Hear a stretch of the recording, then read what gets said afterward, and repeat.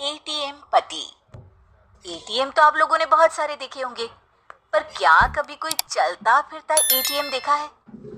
अरे अरे चौंके मत, मैं बात कर रही हूँ अमित दुबे की। यही तो है हमारे चलते फिरते एटीएम। दुबे परिवार ग्वालियर शहर में रहता है। घर में अमित के अलावा उसकी पत्नी सरिता और अमित के माँ बाप रहते हैं। अरे अमित बेटा, आज वो रोशनी के बेटे के पहले जन्मदिन में जाना है, तो सोच रही हूँ उसे तोहफे में 100 रुपए दे दूं। जरा देना तो। अरे माँ, 100 रुपए में क्या होगा? बच्चे का पहला जन्मदिन है। 501 दो, 501 या फिर 1001 ही दे दो ना आप तो। अरे नहीं नहीं बेटा, 501 ही सही रहेगा। माँ तुम टेंशन मत लिया करो, कमा रहा हूँ ना मैं। भगवान की दया से हमारी दुकान काफी बढ़िया चल रही है, इसलिए तुम पैसों की टेंशन मत लिया करो। पर थोड़ी सेविंग्स भी जरूरी है ना। अरे सरिता, आज खर्चा नहीं करेंगे तो क्या मरने के बाद करेंगे? अरे किसी बात की कभी कंजूसी नहीं करनी चाहिए। कंजूसी और बचत में फर्क होता है जी। चलिए मुझे 5,000 रुपए दीजिए, एक काम है मुझे। अरे अभी क्या काम याद आ गया एकदम से? मुझे बता तो मैं कर दूंगा काम, तुम क्यों तकलीफ लेती हो? अमित घर से दुकान चला जाता है और रात को वो अपने दोस्तों के साथ पार्टी करने एक बड़े से होटल में जाता है। अरे आज तो मजा आ गया, क्या लाजवाब खाना था। अरे पर खर्चा भी बहुत ज्यादा हो गया। अरे भाई तू खर्चे की टेंशन क्यों ले रहा है? आज सारा बिल मैं दूंगा, मेरी तरफ से पार्टी। अरे अरे पर अमित। वेटर, जरा बिल तो लगा देना।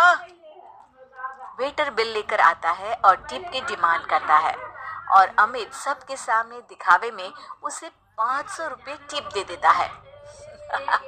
ये रखो तुम्हारी टिप। और ऐसे तो क्या है, आते जाते रहते हैं यार, एंजॉय लाइफ। पार्टी के बाद अमित घर आता है और सरिता उससे कहती है, आप पूरी दुनिया में पैसे बांटते फिरते हैं, लेकिन जब मैं मांगती हूँ तो आप कुछ ना कुछ बहाना बना देते हैं। आखिर मेरी भी कुछ जरूरतें होती है ना। अरे सरिता, ये कैसी बात कर रही हो तुम? पत्नी हो तुम मेरी, जो मेरा है वो सब तुम्हारा ही तो है। तुम बताओ किस चीज की कमी है हमारे घर में? और तुम कौन सा कहीं अकेली जाती हो? मैं तो हमेशा रहता हूँ तुम्हारे साथ। तुम्हारा चलता फिरता एटीएम। सरिता को मन ही मन में ये बात खटकती है कि अमित उसका ख्याल अच्छे तरीके से नहीं रखता है, बस दुनिया के सामने अपनी शान दिखाता फिरता है। अगले दिन अमित के पिताजी उससे कहते हैं, अमित बेटा, वो गणपति उत्सव में चंदा देना है, 501 रुपए दे दिए हैं, चलेगा ना? अरे पिताजी, आप मेरी बदनामी करवाएंगे क्या? अरे इतने बड़े आयोजन में सिर्फ 501? क्या इज्जत रह जाएगी मेरी कॉलोनी में? लोग क्या सोच रहे होंगे? अभी जाते जाते 5,000 रुपये और दे देता हूँ उन लोगों को। हाँ अच्छा ठीक है बेटा, जैसा तुम ठीक समझो। सरिता, मैं नई कार लेने का सोच रहा हूँ। एक पार्टी का पेमेंट आया है तो उससे कार ले लेते हैं। अरे पर हमारी कार को अभी 2 साल भी नहीं हुए और वापस नहीं। मैं इतने दिनों से स्कूटी मांग रही हूँ, वो अभी तक नहीं दिलाई, और नई कार लेनी है। अरे सरिता, स्कूटी चला के कहाँ जाओगी? इतनी धूप और धूल रहती है बाहर शहर में। सरिता अमित की बातें सुनकर फिर से नाराज हो जाती है और ये सिलसिला कई दिनों तक यूं ही चलता रहता है। एक दिन अचानक अमित की दुकान में आग लग जाती है और अमित टेंशन में घर आकर सबको ये बात बताता है। अरे बेटा, कैसे हुआ ये सब? कितना नुकसान हुआ बेटा? पता नहीं माँ, कैसे हुआ ये सब, लेकिन पूरी दुकान जल के राख हो गई है। पता नहीं क्या होगा अब। अरे टेंशन मत लो अमित बेटा, सब ठीक हो जाएगा। अरे टेंशन कैसे ना लूं पिताजी, दुकान में 2 लाख कैश रखा हुआ था, वो भी जल गया है, और कल वो कैश बैंक में डालना था, अब तो चेक बाउंस हो जाएगा। अरे बेटा, बैंक में कुछ पैसे बचे होंगे ना, वो काम आ जाएंगे अभी। अरे नहीं ना माँ, बैंक में मुश्किल से 10-15 हजार होंगे। सारा पैसा अभी कार की बुकिंग में दे दिया था, अब कहाँ से लाऊं एक दिन में 2 लाख रुपए। ये सुनकर सरिता अपने कमरे में चली जाती है और अपने हाथों में 2 लाख रुपए लेकर बाहर आती है। ये लीजिए, पूरे 2 लाख हैं, शायद इससे आपका काम हो जाए।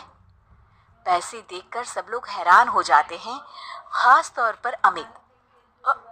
तुम्हारे पास इतने पैसे कहाँ से आए सरिता? आप तो चलते फिरते एटीएम है जो सबको पैसा बांटते फिरते थे, लेकिन मैं इतने सालों से सेविंग्स अकाउंट बनाकर धीरे धीरे कुछ पैसे जमा करती थी। वही सारे पैसे हैं ये सब। हमेशा मैं कहती थी कि कुछ पैसे मुझे दीजिए, लेकिन आपने तो मेरी एक नहीं सुनी। वाह बहू वाह, अमित हमेशा एटीएम की तरह पैसे बहा देता था, लेकिन तुमने बैंक के लॉकर की तरह पैसे अपने पास जमा करके रखे। शाबाश बहू। सरिता की बातें सुनकर अमित को अपनी गलती का एहसास होता है। सरिता, मैं हमेशा दिखावे के चक्कर में पैसा खर्च कर देता था, लेकिन कभी तुम्हारी जरूरत पूरी नहीं की। लेकिन फिर भी तुमने अपनी समझदारी से ये पैसे जमा किए। आज ये पैसे नहीं होते तो पुलिस मुझे जेल में डाल देती। अब से मैं अपने पैसे एटीएम बन के बांटूंगा नहीं, बल्कि सरिता के सेविंग्स अकाउंट में जमा करूंगा।